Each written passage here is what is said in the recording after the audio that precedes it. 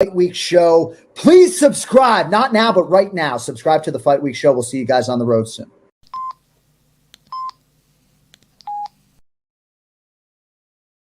What's happening, Fight Week Show fans, Fight Week Show people? Then we are back with another episode 17. Might I say, with my boy Naz tonight. How you doing, my brother Naz? Yeah, I'm all right, man. As I said, I just landed back in the UK. I tried to make it, tried to see if I could go to Dublin, see if I could go to Newcastle, but I'm a little bit jet lagged. I'm a little bit broke. I spend a lot of money, and I plan to spend a lot more. I've got to go back again, obviously, and get some gifts, good, expensive British goods. But yeah, man, other than that, I'm good, man. I do miss watching a live MMA event. I mean, how long has it been since you've been to a live MMA event? Not the last London UFC, but the one before that. I've been to two. The one before. Oh, nice, man. I went to the Aspinall one when he beat Volkov. Yeah. And I went to the card before that where Paddy and Molly McCann done that spinning elbow. All right, it's pretty cool. Yeah, man. You must spinning elbows, bro. Yeah, I mean, both atmospheres were crazy, man. But obviously, they came back up again with the Leon Edwards one. I wanted to go to that one, but fucking hell, the ticket prices was kicking my ass. Bro. Crazy prices. I thought, no, fuck that. You know what I mean? I love the brother, but nah, man, I ain't trying to get up there, man. You know what I mean? So which brother though? Which brother did you love though? Nah, man. Well, both of them. You're trying. Yeah, I see what you doing there. Nigerian, Jamaican. Yeah. Jamaican crazy, bro. Which brother are you talking about? Usman or Leon Edwards? Yeah. I see what you trying to do there, man. Big up to everybody that's in the chat room last night. Salute to all of you, man. Big up all of you. Big up, man. G, I say Wolfgang Division. RC, Afro Thunder, big up to everybody that's in the house right now, man. Salute to all of you, man. Yeah, and man. Pain Like Bane is here, Adama Pictures. Big up yourself. We don't have Jordan here tonight. He's busy interviewing Geoffrey Holden. So too good for us now. When that interview is out, people go support him on the Rambling, the Rambling that podcast. Go and support that show. Big up to him. And of course, go and check out the Bloody Good Show as well, man. He's doing some really, really good work. Yeah, always. He's adding content creators. This is like the mini Spotify for MMA content creators, man. They got all types of people on there. They got Big Muddy on there. They got Arnold Allen on there. That's mad. They got Jack They Shaw got on there. bro. Almighty. You know what I mean? There's loads of MMA content creators. Big, small, everybody is on there, and we're pulling together as a community. So big up to the Bloody Good Show for the work he's doing. And I see Mama Flossie in the house. Thank you very much for reaching out. And when I finish here, I'm going straight to the Tony Claude TV show. We're going to talk about Arsenal escapade. I'm trolling in the chat. We're going to talk about United's fucking downfall in the Champions League. We're going to pick it all apart over there. So when we finish here, I'm going straight over there. So we're going to knock this out real quick, and then we're going to get over there to Tony Claude TV. I'm big up. I know you've been traveling today, man. You've been on the plane. He's just landed in the UK. He's about to... Bro, I done some sparring today with my boy, man, Abraham. Oh, shit, yeah, you did? Yeah, man, it was a bit rough, to be honest. I feel like I'm losing it a bit. I need to get into training camp myself, man. Got a bit whacked in the eye. Fuck it out. Oh yeah. Let me see that shine out. I told him I'm jet lagged. I was like, I'm jet lagged. You got lucky. Oh man, bro. You know what? You should have put a panda on you, bro. You know. I should have put flipping. Should have put a head guard on, really. I should have done. I got too cocky, man. Or you could wear makeup, you know what I mean? That's why I left the original light on. I was like, I want to hide it. I'm like, it's not a biggie. Nah, bro. I like to pretend I won all the rounds. You know, doing one. You're on the Fight Week show, man. Come on, man. That's what it's about. Very like the badge Fight Week club, bro. Fight Club, bro. Wear Don't that talk shit like about a it. badge of honor, bro. Wear Yeah, that shit like man. a That badge was of honor, sparring, man. man. You know what I mean? This Seriously. guy's a heavyweight, man. He's fucking 6'4", bro. 6'4", 6'5", really. He's fucking Afro. God. You know when the Afro gives you an extra inch? I'm like 6'5", bro. I put a guy at 6'5", bro. Bro, are you talking about Onana's Afro here, bro? Well, I told him, man, I'm watching AFCON since I'm a little kid, yeah. Yeah. So African goalkeepers don't do it. Whether it's my country or any African, Bro, I'm never put stock in them. Bro, Even though Chelsea are doing I'm saying it right here, right now. Whoever don't like it can sue me. Black goalkeepers are shit, bro. Like, trust me. No I don't see any black goalkeeper out there at top level, man. Mendy was good for 1 year. Bro, it's like black people swimming, bro. Like, I know, that's what I compare it to, bro. We ain't good at that shit. You know what I mean? compare it to, yeah. Bro, it's like black people driving Formula 1. How many do you see, bro? We Bro, don't do that shit. What I'm saying, that's man. The same thing with Not meant to be. man. And if you don't like it, sue me, bro. Take me to your dream, man. I'm telling you right now. That's just how it is. You know what I mean? There's just some shit we're good at, and there's some shit that we're not good at. And bro, goalkeeping ain't one of them. You know what I mean? Goalkeeping ain't one of them. But hey, let's get on with the show, man. Because I'll troll you guys later on, man. I know you've been traveling today, man. So we're gonna make it. We're gonna rifle through this real quick. Right. Let's start with the main event of UFC Noche. UFC Noche, Shevchenko versus Grasso. Bro, the thing came out as a bloody draw, man. Like, we watched the fight. Yeah. Yeah. Watch along happen. I'm thinking to myself, because I see you and Jordan. Big up to you and Jordan, man, on the work that you lot did on that watch along, man. You man smashed it. So big up to you and Jordan on that one, man. Serious thing. No joke. Yeah, we're gonna keep doing it, hopefully. Yeah, exactly. You know what I mean? If time allows it, you man can knock that out of the park. But I want to talk about Shevchenko and Grasso, right? We just found out that Shevchenko is going to be going to have a surgery on her hand, and she's going to be out for 3 or 4 months, medical suspension. But this thing came up as a draw, which means we have an still situation with Alexa Grasso, and I think she should be unstill. People like Carl Rossi and other detractors, people like William, that really, really love Shevchenko and watch her with rose-tinted glasses, would say Shevchenko won that fight. But I want to know what you really thought when the dust is all settled and you want to shake it down and see what really happened in that fight. How did you see that fight? Did you think Shevchenko won that fight? I feel that it was a draw, but it might have come around the wrong way. You know, maybe, I believe it's 10-10 rounds is when a judge scores as a draw. Yeah. One judge scored it 10-8. That's the problem. That's the problem. That's the problem. They came to this draw via a 10-8. If he somehow done this draw with 10-10 for 1 round or 2, it would have been fine. But the fact they give it 10-8 for the round that she dominated, I believe 2 minutes and 45 seconds of, like, honestly, you can't really give it 10-8 unless it's 3 minutes plus of finishing domination. Absolute, bro, man. I mean, I just think about a lot of other fights where I've seen mad 2-3 minutes of domination and it's just been a 10-9. You know, I'm not gonna lie, I do feel like that judge, forgot his name, they've been saying it 100 times, I can't even forgot it. I feel like he thought this should be a draw. How do I make it a draw? Oh no, she's gonna lose her title if I give her a 10-9. So he made sure he gave her a draw, and that way he made sure she kept her title, and he's gonna be the hero of Mexico. I mean, Mexicans are loving him. They're all backing him. They're like, "Hey, stay off Mark something, his name, whatever." But yeah, man, keep the supers, right? Big up Ola 2.0 as well. I don't know who this brother is, but salute to you. I love your presence on this show, man. Keep pulling up, keep turning up, and keep putting my quote on the screen, man. You know what I mean? Salute to you, my brother. Alexa Grasso, she maintains being the only Mexican champion, and that's a good thing for Mexico. That's a good thing. Viva Mexico! That's a good thing for Mexico, man.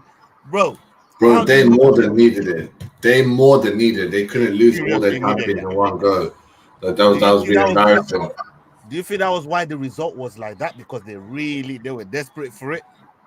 Yeah, I do think that the judges did get that because a lot of people compared it to a big Mexican boxing match where just like in those big Mexican boxing matches, the judges are literally scared to a degree for their life, whether it's just mental pressure or they're like, oh, these Mexicans might do something to me if I don't be positive towards a guy. You know, just like when Mayweather schooled Canelo, but they still gave him Canelo a draw, or you know. But what I'm trying to say is that a lot of judges feel that pressure, and he felt it. He wanted to make it right. I'm sure he didn't really think it's a 10-8. He thought he could get away with it because she almost finished it in the last minute. But yeah, big mistake by what's her name, Shevchenko. Like, you're not supposed to do an arm shoulder grab. Like, even men who are dry, they say you never do that. Like, all guys in sparring in the gym, they just know not to do it. That's just a stupid takedown. And honestly, it just makes me think like women's MMA is it's still like at Robbie Lawler, level. That beginning. It's like they're just coming over that hill, and just made me think that mistake was so. And after what happened last match, we were spinning. Yeah, she just made like a slightly safer mistake, but really, everyone in the training room knows you can't do that. You can never try to take someone down by grabbing. The only person that does something like that is literally DC. DC is the only person that tries to take that down with head control, neck control. Even then, he'll do lots of little tactics and tricks before he does it, and that's DC. It's built different. But what I'm trying to say is, I don't think they should do a rematch. I think Alexa Russa should fight Munir Fior, or she should fight Blanchfield. But one of the other girls, man, there's a hell of people out there. And yeah, man, honestly, I'd rather they just move on and let Shevchenko recover properly. 6, 7, 8 months recovery time. You know what I mean? Yeah, man. We'll see what happens with Shevchenko. She's adamant. She's adamant that she won the fight. She even said to DC, I won, and DC's like, no, you didn't win. I don't know if she really did enough to win the fight. I don't know. Like, Grasso dropped her, bro. Like, dropped her back. That's crazy. Spun her. So much momentum she got up from it. I was like, this is crazy. That was the kind of dropping that Strickland gave to Izzy. You know what I mean? Like, dropped her, man. You know what I mean? But she recovered well. She recovered nice. But that dropping was right up there, man. And look, I don't think Shevchenko did enough to take the belt away from her, especially her fighting in her home country. You know, I don't think she really went out there and dominated like what we're used to seeing, where she just dominates a fighter if the fight goes the distance, or she finishes the fight in the early part of the round. Yeah, that made the Mexican night like perfect. You know, without that, it would have been fucked up night, to be honest. Yeah, it really would have been. But this judge, the judge that gave it as well, Judge Mike Bell, is the one that came under heavy criticism for that 10-8 round, essentially securing Grasso retaining a belt, man. So I like that he done it. I almost rate him, but just done it the wrong way. Wolfie asked a question here that who do us two really think honestly won that fight? But as I said, my opinion, I'm different. I think most fights in life are draw, but people don't like to give it. Most rounds are 10-10, but people always the judge looks for something just to give it to someone. Yeah. If that was the case, just like if it was an English sport made in the 1800s, yeah, it would have been like that. Made in the 1900s, just like football is always draws. But if you give away 10-8 rounds just to make it a draw, that's not right, man. I don't like that. All right, okay. So they're saying the Athletic Commission, the Athletic Commission, they're going to start making changes to fix the MMA. Yeah. Seminars and classes, including refresher courses for these 60-year-olds taking classes, right? I don't know. Because this is happening too many times now. You know what I mean? Like, judges are just plucking out 10-8 from nowhere. And sometimes you look at a fight and you see a 10-8 round and they're scoring a 10-9. I'm like, this man just took a battering. Bro, that's what I'm saying. It's crazy, isn't it? When they're meant to give it, they don't give it. We're not meant to give it, they give it. It's like, what's happening? It's mad. It really is. It really is crazy, man. It really is crazy. Jack Della Maddalena. Oh, he had that fight there against Kevin Holland. Kevin Holland, bro. Sometimes you know when you pick this brother, man, and you think to yourself, you know what? Is he gonna take this thing seriously? It's more about sometimes like, is it really, especially on the quick turnarounds as well? Like, how much time do you? He's fought what 8 times in the last 2.5 years or something. I mean, he's making money, but I don't know, man. Part of me is like, he's so talented, he almost doesn't give it his all. You know what I mean? He's so talented, almost does it. But it's like, I don't know, why did he have that extra first to win it? Why don't he could have done it? Like, he could have pushed a bit more, turned on a bit more volume, and got it in there. Like, he kept on a bit more takedown threats and grab on the quick cage. He kept making it clean a lot of the time. He was making it clean again, and Jack would just straight away be on his face, land 1-2, make it clean, just make it look nice. A lot of it he rolled with, but the judges and shit like that. Honestly, Kevin Holland, part of him thought he might have won it. I get it, it's a decision, and even then the other rounds were close. But honestly, like, maybe if he's 5, I reckon he's probably a bit better for 5 rounds. But actually, I don't know. Jack would have gotten tired the way he seemed. Honestly, just he's not serious enough. He just needs to be much more focused, serious, and just maybe then, just maybe, he could start making a run in welterweight because he's a big boy for this weight. I agree. And Jack Della Maddalena, good showing from him. Considering his last fight again, an unknown fighter, and that guy gave him problems, took him to a split decision. But he's come back. He's come back good. And in the eyes of Dana and matchmakers, they'd be satisfied with that, because if you can do that with somebody as proven as Kevin Holland, especially in that division, they'll definitely be happy with Jack Maddalena. With the showing that he put out. Yeah. They want out was not good at all. They want Jack to come up. The UFC going to push him. Proper Aussie, mate. Proper pride of Australia. Good looking, handsome young man. You can swing and bang. If they could keep going to Australia, they're making money. They signed a new contract with them, and they're going to bring more fights than that's just pay-per-views. They've got 4 pay-per-views in the next 3 years or 4 years, and then they got all these other events they're going to do around there. And they're trying back to New Zealand. You might do it. So I'm saying Jack's there, good to have in the bag with Hooker and Adesanya dying off. They got Volk's gonna, Volk's got what, a year or 2 left. Who knows? That guy seems different. Yeah, man. That's he's just a different kind of animal, man. We got Raul Rosas Jr. and he came out with a big victory in the first round against Terrence Mitchell. I mean, we kind of knew Terrence Mitchell was kind of good. He was going to get smoked in that fight. But I didn't think it was going to be that easy. Like, Russell. Bro, I told you, man, though. I told you, man. He didn't belong in there, man. And what did I say? I'm going to say that's a fight of the night KO. Like, and you guys didn't believe it. Performance of the night, whatever. I told you that it's too easy. This guy he's got the chin. He's not got the chin. And Rojas, I knew he wanted to get a KO. I saw him training. I was like, this bear is trying to do that thing where he's like, oh, I'm a wrestler. No, I could bang. And he ain't Aljamain where he's funky and skinny with it. He's short, compact, and hit him hard, flatten him down, done a nice little ground and pound without engaging on the grappling part. And yeah, man, I see him getting a few more easy feeds. Maybe he could use it, a fake injury so he can have like a little break halfway through, just like Sugar Sean. Sugar Sean had at least 3 or 4 injuries where just years of his life. He got back for substance, I forgot as well, for substance. But yeah, man, I'll just digress. Time is key for these young fighters. Rojas, aka Rosas Jr., he needs to definitely just take it easy. So yeah, man. I mean, it won't be long before he starts knocking on the 115 door. I mean, the top 15 door. It won't be long before he starts knocking. If he carries on like this, obviously in the last showing again, these are fighters that had really bad kind of showings in their last fight, like Jack Maddalena. Rosas Jr. as well. He didn't really perform in his last one against Christian Rodriguez. C-Rod really schooled him in that fight and let him know that at least there's levels to this thing. But he's come back against somebody like Rosas Jr. And I mean, Oh, he already looks bigger.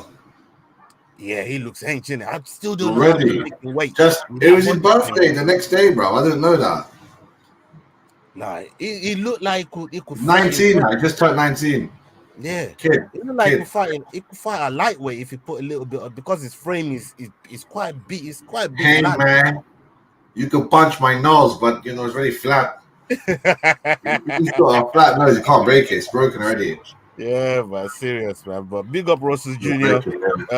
On his win there against Terrence Mitchell, and then we got Daniel Zellhuber, another one. Oh yeah, oh, big victory. Really, really good victory, and yeah, he put Christian Gragos in. He put him away in the second round, via submission. As you was watching it and seeing it unfold, what did you make of? He got hurt right in the beginning. I was like, what? What's happening with this overwhelming favorite getting smacked up? I was like, no way. Like, he's young enough and fit enough, and he should be able to recover. You know, sometimes when I see them, I'm like, okay, this guy's training really hard to put all around, and everyone on the podcast talking about it, he's in the gym just killing it. So I'm like, all right, he has that condition, and he got hurt. He did recover in that round. He recovered properly when he sat down. They told us to go for it, and he more or less followed exactly what the corner said. And boy, what a finish, man! This guy, he's a stud. He's a stud, man. Savage. Look at this, Strickland. Jesus Christ, one fight can change it all. I done Strickland to win, bro. That's crazy. Hey, we're gonna touch on Sean Strickland just before we end the show, because there's something. I don't know if you've seen Easy's come out with this video to talk about why he thought he lost in that. So we're gonna. Oh yeah, nightmares. We're gonna touch on that really, really briefly before we leave. Let me come to the next agenda on the list. Derek Brunson. I thought he was gonna retire in his last fight, but it's turned out now. Salute to Ali Abdulaziz. He's come out and said, yeah, they're parting ways with the UFC. I don't understand. Why is his idea jersey? I was like, how did he flop? Like, he usually, and they all knew he was going to lose to the lot today. So it's not like, oh no, I'm out of this fight. This guy was going to murder him. He beat Marlon Vittorio, my books. You know, he was going to beat him bad.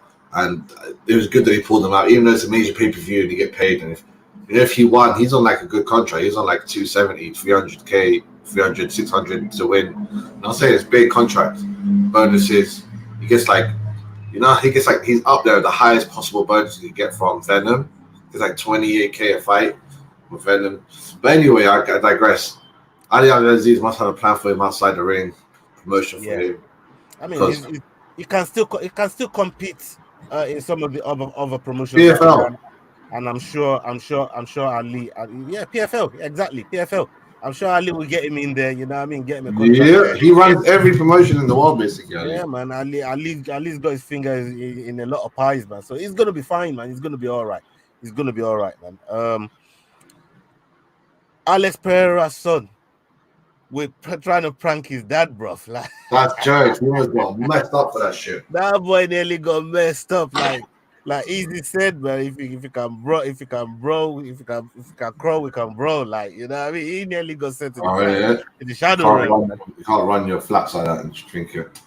Nah, man. Trying to prank his dad like that, man. That's some crazy shit. That's some crazy shit. News came out today. Was it today? No, yesterday. Yesterday. I announced it. And Leon Edwards is facing Kobe. Yuri Prohaska is going to be facing Alex Pereira. Talking about Alex Pereira just now. Nice segue to that. And the one that I'm most excited about is Pantoja and Brandon Royval, bro. What?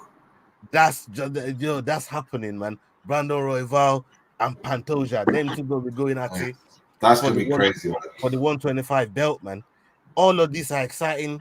All of these are title fights. Obviously, the Pereira and the Yuri Prohaska one is going to be for the vacant title, even though it was Prohaska that really vacated the title in the first place. Now, let's talk about that one first. Prohaska, Alex Pereira. We knew this is why it must have I feel like Alex Pereira was almost guaranteed that, listen, you get past Yan in your first fight at 205, you get a title shot. What's your whole take on it now with him facing Jiri Prochazka? Yeah, it makes sense. It makes sense. Yeah, middleweights usually flop against Jan. He done it by the skin of his teeth, but I think he done well. And if it was the 5 rounds, it probably suited him more. Rakat will just wait, extra stamina. Pereira's going to go in this nicely. I mean, Dana must be laughing, isn't it? That he doesn't have to pay anyone pay-per-views for a long time now. His belt is always vacant, bro. He's not paying, just paying him show money. When it was the draw for Jan, he didn't pay none of the show win money. He's like, none of you are getting one, just show money. Shut up. Well, all I know now, big up Ankalaev, I love him, man. Big up Yuri as well. I love them all, man. They're sick, man. I hope they do get paid more, but fucking hell, it's good. All these fights are going to end in finishes, bro. All of them. Man. I don't know if you've seen Big Muddy's on his Insta post. Thanks to add him. And go check out Modestas Bukauskas. Oh yeah, Modestas. Yeah, of course. I've seen that shit. That's his division, and he did mention that the top 3 men in his division right now, as he sees them in terms of ability, knockout power, they can do it all. For him is Yuri, 2 Jamahal Hill, and 3 Magomed Ankalaev. It's Ankalaev is just an all-round athlete. He can do everything. Yeah. You know what I mean? From studying him. And, you know, he said Jiri Prochazka for the way he's so unpredictable, unorthodox. You know what I mean? He thinks he's one of the baddest men in the division. And Jamahal Hill has just got that talent. He can pick a man out, pick him up from distance. He got that long range, and he got power to go with it. So these are all the 3 men. Yeah, I agree. Are the top guys in his division. Go and follow Modestas Bukauskas on his follow the ball and get him. And go and check out the work that he's doing. He's preparing for a fight as well for November. So yeah, keep your eyes peeled for that. Right. We got flyweight newcomer that just came in. Felipe Buenas. He's now been suspended by USADA. Like USADA just cut this brother out. I don't know. Just catch him, brothers, man. Like, how did he just get signed? And boy, get popped.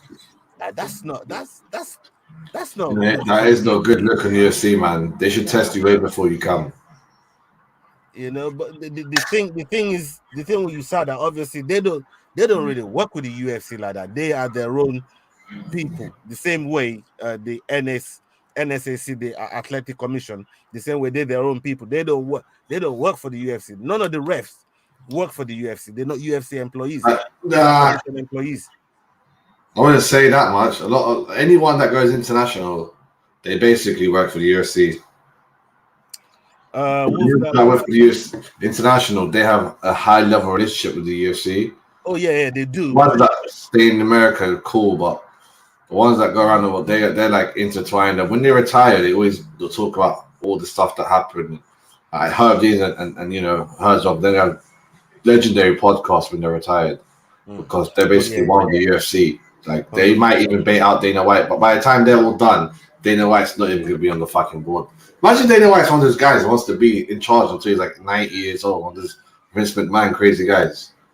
I'm the CEO, president, and VEO and everything. Oh, I own this.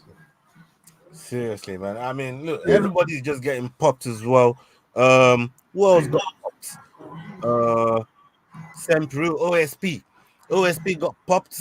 You know what I mean? Oh shit, yes. OSP I saw that. I was like, might as well retire. That's somebody that you know that I've shown a lot of love to on this channel. And hearing that it got popped like that is really, really disappointing. But all these fans are just getting popped. It's crazy, man. Like I don't expect to see OSP in the octagon again, man. Not in the UFC. Caption said it best. OSP is done. He's been done for. It's been a hot minute. Yeah, man. I don't expect to see him any longer in the UFC octagon, man. He's probably gonna go and apply his trade somewhere else. And what do you make of this NBA player, James Johnson, that claims that he could beat John Jones? Michael Bisping on about this. He claims he could beat John Jones if he trained for just 1 year. Just needs to stop the taking on the fence. He doesn't understand wrestling. Doesn't understand MMA. Doesn't understand that many NBA, former NBA and tour people have tried MMA, and a lot of them have failed.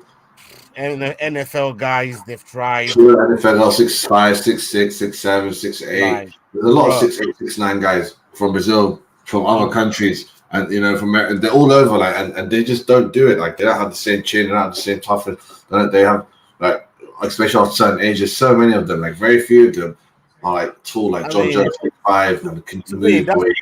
That's just a little disrespect, man, to the art and how long it really takes, man, to like, if you train for a year, you can beat somebody like do you know how long John Jones been doing this shit? This is lifetime of work, bro. You know what I mean? Like, John Jones didn't start yesterday, man.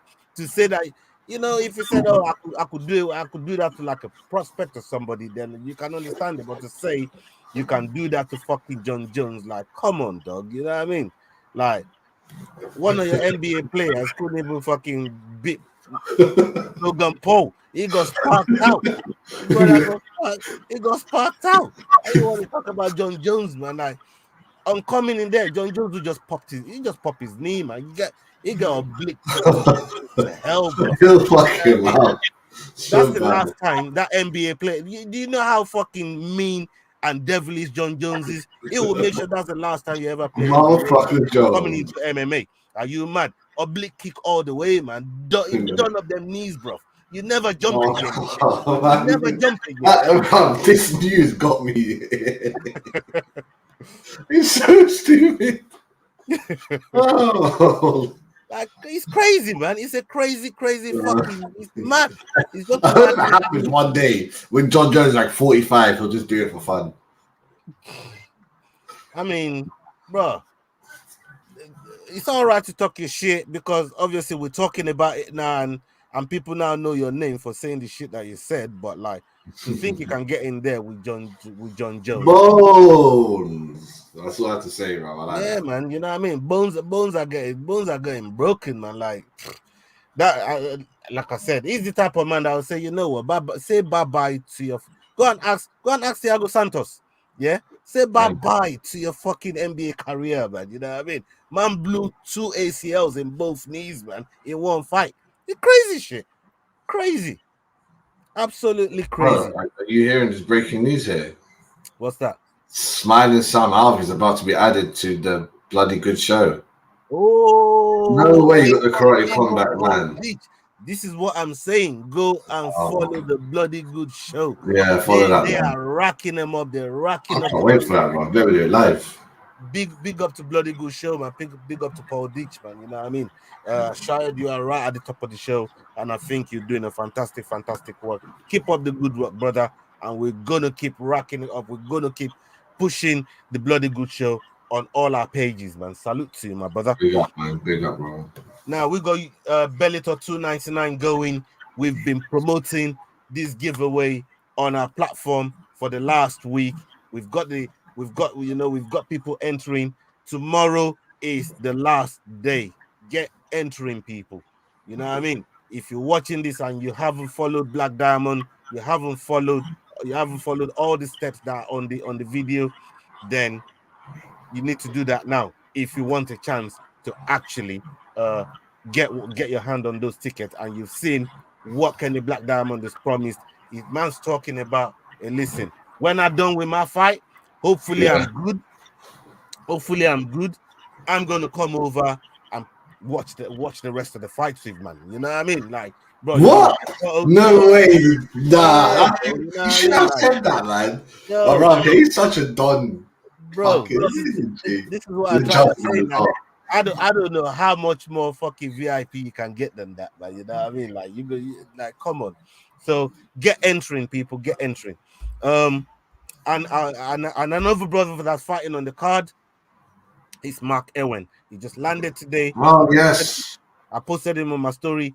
He fights under from the higher level gym in Scotland, and they got killers in that gym. Paul Craig trains over there. Stephen Ray. You know what I mean? They got a bunch of big killers boys in that gym, man. So go and check out. Scotland MMA, Ireland MMA, UK MMA in general is just popping up now. Bellator 299. Can't wait for it. Nice and early as well. BBC iPlayer. Yeah, for real. It's a nice and early one. It's gonna be on BBC iPlayer, and we're gonna be watching it. We're gonna be pushing it. So Yeah, we'll people, do watch make along. sure Yeah. make sure that you keep your eye on that card there. And the other one that I'm going to announce before we talk about the easy thing and get the hell out of here is Rafael Stotts is fighting Danny Sabatello for the Number second 2. time. So this one here, I like this one. No, that's going to be a good fight. That's going to be a good fight because them two Yeah. don't like each other. Them two do not like each other. Oh. So for me, that's going to be a good fight. It's one that I'm actually The looking last forward fight was kind of close. Yeah. I expect this one to be as well because they now know each other. They felt each other in the cage, and I expect this one to be like that as well. So, let's touch on this easy thing before we get out of here. That's the last topic I want to talk about. He's come out with these excuses about I didn't have my breakfast. I didn't really think about it like this. I'm thinking, boy, this motherfucker's punching me, man. And he used the N word on Strickland as well. You know what I mean? Bro, it's crazy. But when you look at the kind of excuses that he's given, what do you make of it, man? Like, he said he got noodle arms. Like, I feel like I'm trying to punch him, but my arms don't just feel right. I know that feeling, man. I know that feeling. But I mean, he shouldn't be feeling that feeling if he's a highly trained athlete. That usually happens because the other guy does something to you. Maybe he got into your psyche before the match, during the fight. And honestly, I think Sean Strickland did get through to him and make him feel that feeling. Where that nightmare feeling means that he broke you mentally. He scared you. You had a fear of him. And that's what just, honestly, I just saw it playing out. And it was unbelievable, almost foreseeable if you thought about it in hindsight, like, oh, he broke him mentally, he won the mental warfare fully, you know. But a lot of people thought he was way too good, including Izzy himself. He didn't seem to have a plan B. Plan A didn't work. He even won round 2, shockingly. So you're like, wait, he got hurt and then won round. But then Sean's like, wait a minute, what am I doing? I should have paid my food. I'm definitely winning this rounds. And he just started dominating, started talking to him, scaring him more, doing all these extra feints. Like imagine you're trying to feint someone, you're trying to do your feint, and he's just already flinching. It's like, is he biting on my friend, or is he just flinching because Mayo just likes to fucking flinch? Like, he just copied that kind of moment. And the crazy thing with Sean is, as much as he's flinching and moving like so, he's walking you down at the same time. Exactly. You know, he's in your face, and Izzy said all of that made him not be able to get his jabs off. He just couldn't get his striking off. Yeah. But that's a from Eric Nicksick, is it not? Yeah, I got to rate Eric Nicksick. He rated Eric Nicksick as well. He said he helped him fight his demons. He saved that guy, etc. But Eric Nicksick, he'd done that final little boost that he really needed. But Sean Strickland, honestly, the second time we'll fight him, he'll get him again. He will get him again. That noodle arm thing won't save him. I think he has his number, shockingly. I know you might disagree, and some of the odds might as well, but honestly, he should be ranked number 1. I don't get just ranked number whatever bullshit. He's a champion. He beat the Chinese takeaway fighter. Noodle arms, the perfect analogy. He said noodles, Chinese noodle arm. What coincidence? You know what I mean? Like, this guy, man, he did himself a hole, bro. He did, bro. That's what I'm saying. Sean Weather. You know what I'm saying? The Sean Weather, not Mayweather or Sean Weather. It's like you can't. And the kicks, bro. Every kick, he done the door flap. I call it the door flap. You know, you let the little cat flap. Like, if you punch a cat flap, it's like you punch nothing because it just flaps. When he kicked his legs just flap, and none of his leg kicks count for shit. He got countered during easy jabs. I was like, Sean has his leg kick covered, has his jab game covered. Like, just land if he wants, and then knock him down the first round. I'm not gonna lie, I've heard some excuses before, man, but this one is just bad, maybe even worse. But at least from a champion, anyways. But just as bad as Bryce Mitchell losing to Ilia Topuria. Because if you lot here, go back and look at Bryce Mitchell's fucking excuses for losing to Ilia Topuria. You know what I mean? Like, come on, bro. You can't be coming out with them kind of excuses, especially when a striker comes and submits you in your team. You know what I mean? Bryce Mitchell is supposed to be, and I fuck with Bryce Mitchell. You know what I mean? Like, I fuck with that brother heavy. I love Bryce Mitchell. Bro, you should get him on one day, bro. He seems like that kind of guy. No, oh, come on, man. You know, we'll talk conspiracy. That brother, I don't even know if he gets Wi-Fi for days, bro. He's always in the mountains, man, chasing fucking bears and fucking wolves and all types of shit. Yeah, but we choked out a fucking deer, fam. It's crazy. Yeah, man. He loves it out there in Montana, you know what I mean? I can't wait for him and Dan Ige. Serious. So, for me, that's just a terrible excuse. Terrible excuse, man. One last thing, Sugar Sean, I think he's smart. He says, I ain't going up to 145. I don't know why everybody's trying to rush to 145 while Volk is there. He said, boy, I'm going to wait till Volk is done, then I'll go and see what's going on up there. I like that mentality. I like that mentality. He's a joke. His jokes as well. His jokes is almost... He's saying like being lazy, being smart. He's cool. Yeah, he is, man. I mean, obviously, being out to Joe Rogan show, man, you can tell he speaks his mind, doesn't really care. He's self on the podcast, says stupid things all the time. But that's Gen Z for you, man. So let's see how that goes. Yeah, man. Next week, man, I'm going to touch that. I'm saying it right here, right now, live. Yeah, give me your time and do it on your platform, Wolfie. So yeah, man. Yeah, we'll come on. Just give me the time. Just text me the time and date. WhatsApp me. Like I said, man, on this platform, we stand on what we do. You know what I mean? Whatever we say, we stand on it, man. You know what I mean? We stand on that. Well, you know, other than the times we have the bus keys, but I'm talking about a drive, man. Yeah, well, my bus keys, they come everywhere with me, man. Don't get it fucked up, Wolfie. Don't get it fucked up, man. You know what I mean? My bus keys come everywhere with me at any time. I can turn them that especially. You get me? Not I'll keep it. I might just turn that. You get me? So, but we're gonna touch that on your platform next week, man. Don't worry about that, brother. Okay, people, we've come to the end of the show. My brother just phoned in from Morocco, and he's still pulling up like this. Big up to you, my bro. Salute to you, man. Love as always. And always, people, we got the prediction show tomorrow. Keep your eye on for that. We got the announcement of the competition tomorrow. Keep an eye out for that on the Insta page. And if you haven't entered it, go and do it right now. And don't enter it unless you know you can get there as well. Unless you know you can get there.